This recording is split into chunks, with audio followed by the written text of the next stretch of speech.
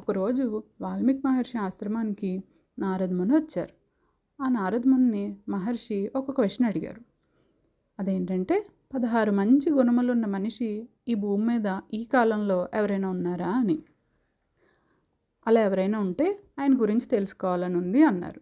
అది విని నారద ముని ఎందుకు లేరు, ఇక్ష్వాకు వంశంలో రామ అనే నామంతో ఉన్నారని ఆయన కథను పూర్తిగా చెప్పి వెళ్ళిపోయారు. ఆయన వెళ్ళిపోయినా వాల్మీకి మహర్షి మనసంతా రామకథతో నిండిపోయింది. ఆ ఆలోచనలతోనే వాల్మీకి మహర్షి స్నానానికి నది దగ్గరికి వెళ్ళారు. ఆ నదిలో నీళ్ళని చూస్తే చాలా స్వచ్ఛంగా ఉన్నాయి.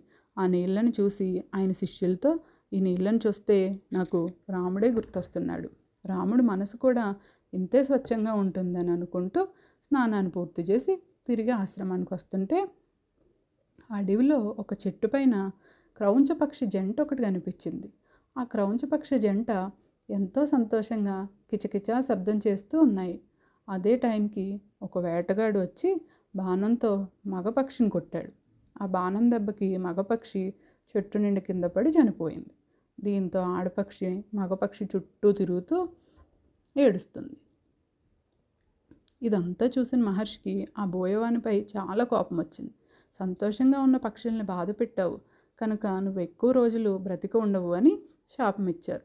మహర్షి ఆశ్రమానికి వచ్చారు, కానీ ఇంత చిన్న తప్పుకి అంత పెద్ద శిక్ష ఆ వేటగాడికి ఎందుకు వేశానా అని బాధపడుతూ ఉన్నారు.